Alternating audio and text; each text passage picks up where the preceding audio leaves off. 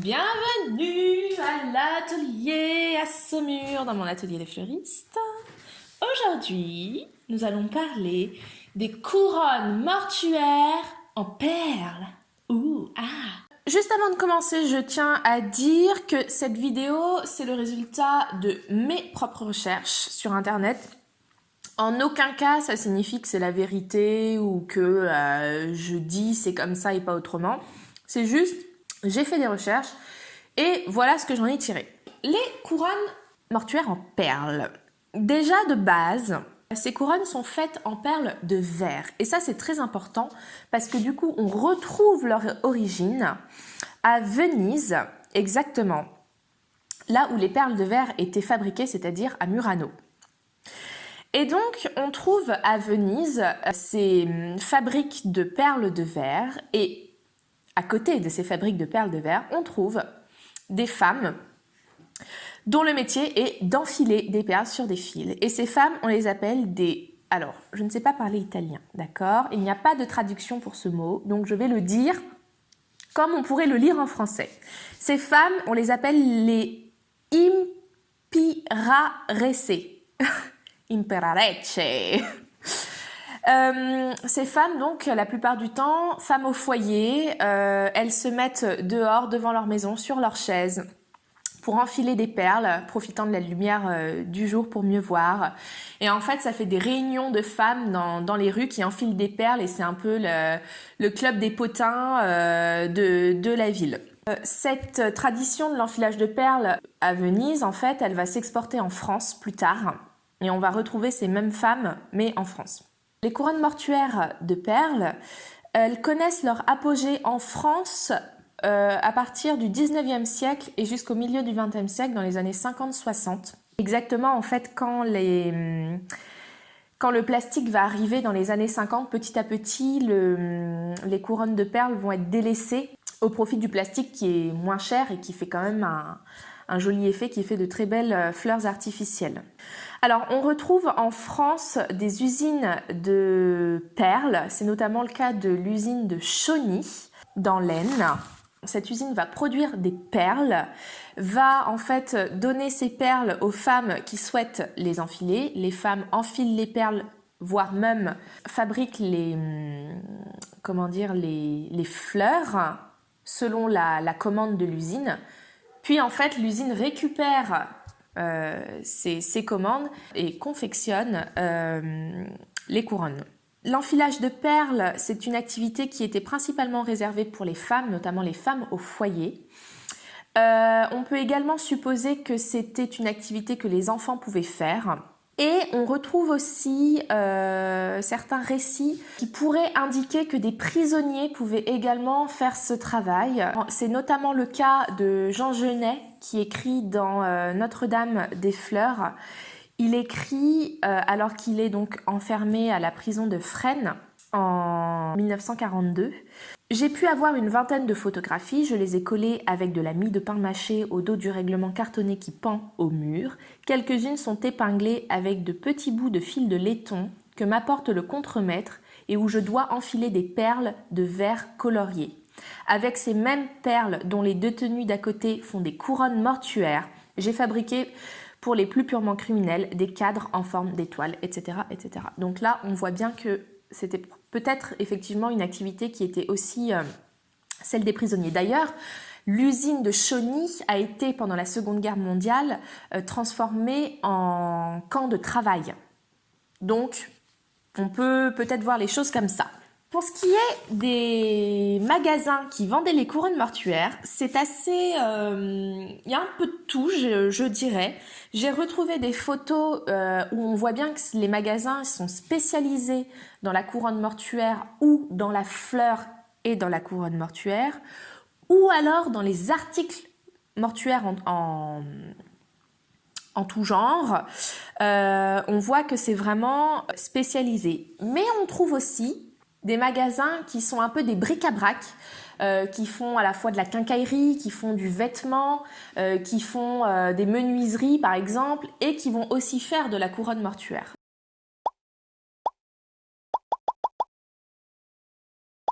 On peut dire que c'était des articles qu'on retrouvait, je pense, un peu partout. On retrouve beaucoup sur Internet et notamment sur eBay des factures de couronnes mortuaires. Et ça, c'est hyper intéressant parce que du coup, on comprend mieux comment les choses étaient faites. Il devait très probablement avoir un catalogue où chaque modèle avait un numéro, et donc c'est sur les factures où on retrouve souvent ces numéros. On voit également sur certaines factures que les clients pouvaient choisir la couleur. Et ça, c'est intéressant parce qu'on retrouve également des catalogues de perles où peut-être les clients pouvaient dire bah voilà, je voudrais tel modèle avec telle perle, telle couleur, et pourquoi pas même telle fleur ou telle symbolique dans la couronne. J'ai essayé comme j'ai pu, hein. Je suis pas une historienne non plus, mais j'ai essayé de visualiser à peu près combien ça pouvait coûter une couronne à l'époque. Alors, si on se base, par exemple, sur cette facture, on voit la première ligne qu'il y a une couronne mortuaire qui a été faite donc dans les coloris du modèle. Et on voit que son prix est de 155 francs. Alors, si on fait la conversion avec les francs de l'époque en euros aujourd'hui, on arrive à un total de 23,63 €. Alors, c'est sûr que sur le coup, là, quand on se dit une couronne mortuaire en perles, ça coûtait que 23,63 €, certes, mais on voit également qu'à l'époque, les salaires étaient beaucoup moins élevés. Par exemple, dans ce document, on voit qu'un facteur en milieu rural touchait 933 francs par mois. Donc une couronne à 155 francs, c'était une somme colossale pour l'époque. On peut donc en conclure que ces couronnes de perles étaient quand même réservées à une classe de la population plutôt aisée. Ou alors, on remarque aussi souvent que ces couronnes sont offertes par un groupe de personnes. Par exemple, ça va être les professeurs du collège ou les camarades de telle classe. Donc souvent, c'est aussi peut-être des pots communs qui permettaient de justement pouvoir accéder à ce genre de couronnes. Les couronnes mortuaires en perles, on en trouve de toutes formes. On en trouve des rondes, on en trouve des ovales, on en trouve aussi en forme d'encre, on en trouve en forme de bateau, enfin bref, ce qu'on veut. Ces couronnes, quand même principalement, hein, on les retrouve de forme ronde ou ovale, avec différentes variations. Ça va être notamment les couleurs, s'il y a un globe au centre ou pas, l'inscription qu'il y aura dessus, et surtout le choix des fleurs, parce qu'il existait une multitude de fleurs différentes qui étaient possibles de faire. On pouvait aussi bien faire des roses, des dahlias, des marguerites. On voit aussi des couronnes avec comme des floraux de jacinthe, c'est très beau. Une infinité de formes possibles pour ces couronnes. J'ai découvert les couronnes de mortuaires en perles au cimetière. Donc, ce que je vous propose maintenant, c'est qu'on aille au cimetière, voir ces couronnes de nos propres yeux, et surtout, ça nous permettra de nous donner un petit peu une idée de comment elles étaient faites, et surtout de voir comment elles ont tenu dans le temps. Et c'est parti, on y va! On se retrouve donc au cimetière de Saumur. Magnifique cimetière, plein d'histoires, plein de belles tombes et de sublimes caveaux. C'est ici que j'ai découvert les couronnes en perles. Donc on va aller voir ça un peu plus près.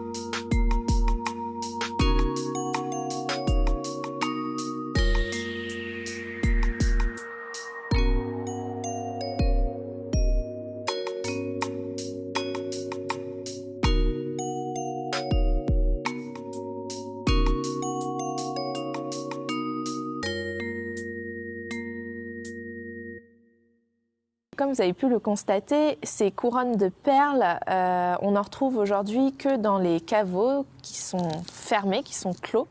Il y en avait aussi sur des tombes, des pierres tombales classiques. Je pense qu'elles n'ont pas tenu dans le temps à cause des intempéries, etc. Donc c'est sûrement la raison pour laquelle on en retrouve uniquement aujourd'hui dans les caveaux. Alors évidemment, moi quand j'observe ces couronnes, c'est avec un grand respect. Évidemment, je ne vais jamais profaner une tombe pour aller observer ces couronnes. Donc quand je remarque que les caveaux sont ouverts, tout simplement, hein, il y en a beaucoup qui n'ont pas de porte. Ou alors quand les caveaux ont des portes vitrées, on peut aussi jeter un petit coup d'œil, voir comment c'est fait. Mais voilà, avec un très grand respect et on va jamais trop loin, on n'entre pas dans les caveaux. Donc là, on est devant un caveau qui est en très mauvais état, hein, il n'y a plus de toiture. Magnifique spécimen de couronne en perles, c'est juste sublime. On voit la blanche qui est là, elle est énorme. Il y a une couronne avec un globe, avec en plus des fleurs en perles qui pendouillent en franges. Dans le globe, il y a de la fleur artificielle et il y a aussi de la fleur en perles. C'est juste sublime. On voit également les inscriptions qui sont au-dessus. J'arrive pas très bien à lire, mais j'ai l'impression que c'est de la part des professeurs. Les inscriptions sont également faites toutes en perles. Ça, on n'en voit pas souvent. La plupart du temps, les inscriptions, elles sont faites comme sur cette couronne-ci, dans un genre de métal. Et les lettres sont reliées entre elles par des fils de fer enfilés de perles. La couronne qui est juste ici, là, à leur oncle, elle est magnifique, elle est extrêmement bien préservée. Toute faite de pâquerettes blanches à cœur jaune. Il y a un léger feuillage vert, c'est très délicat, c'est magnifique. Le blanc est extrêmement bien conservé. Alors ici, un peu plus bas, on a un autre spécimen de couronne.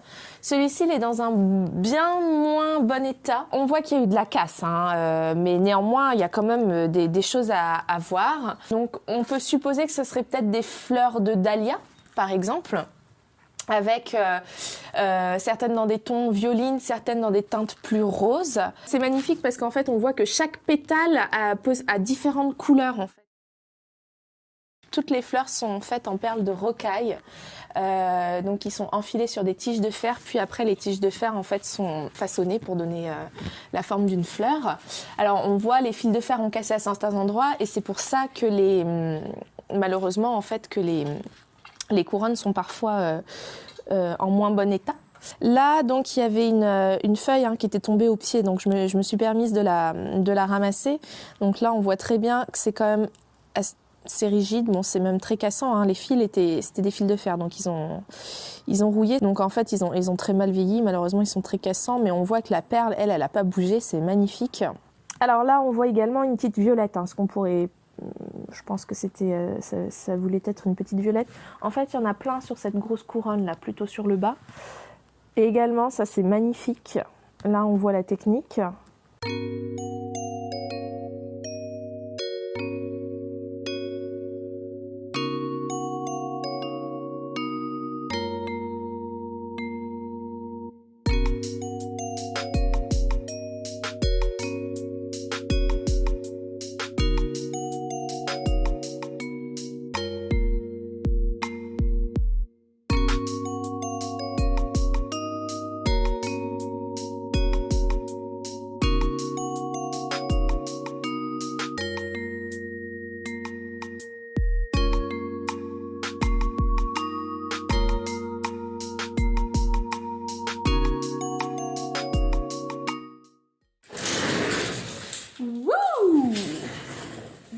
À l'atelier.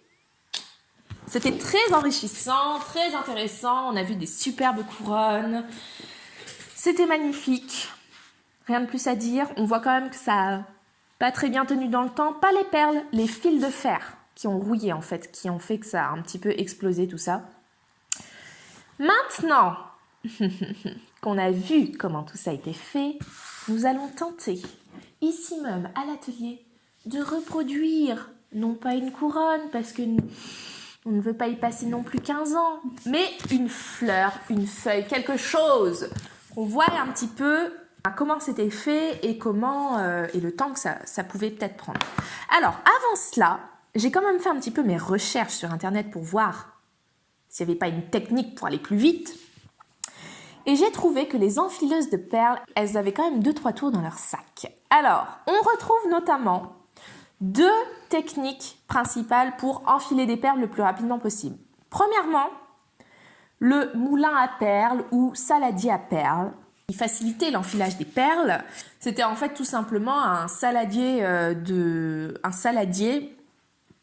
en bois ou en métal que l'on tourne autour d'un axe central et en fait qui permettait aux perles de s'enfiler d'elles-mêmes sur cette aiguille recourbée et ensuite d'aller sur les fils de laiton. Donc ça, première technique. Deuxième technique, et ça c'est plus la technique italienne si je peux me permettre d'après ce que j'ai pu trouver, mais on peut imaginer que peut-être les femmes françaises le faisaient aussi. Donc ça c'est la technique des impirarecce.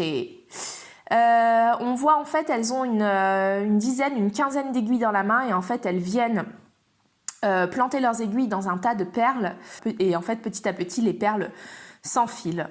Et maintenant la pratique. Nous voici à présent pas à l'atelier chez Nolwenn, ma sœur, pour mettre en pratique.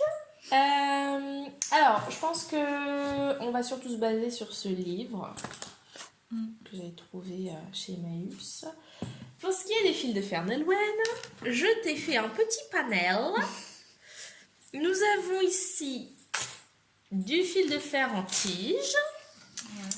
Nous avons du fil de fer en machin comme ça, laiton, je pense. Celui-là un peu plus épais. J'ai également trouvé ça.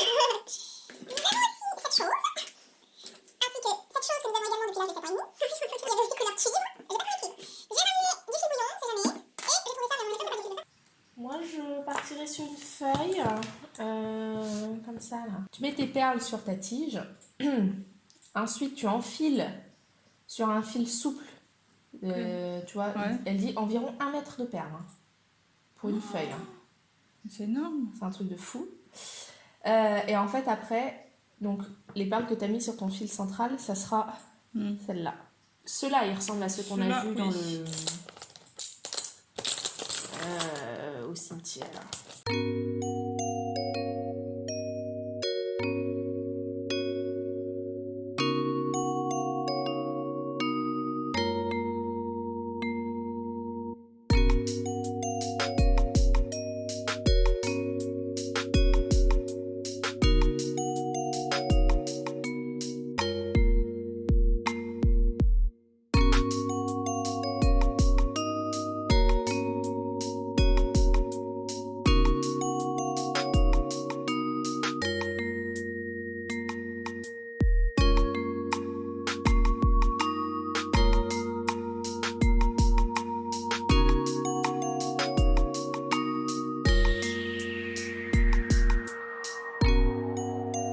Cette vidéo.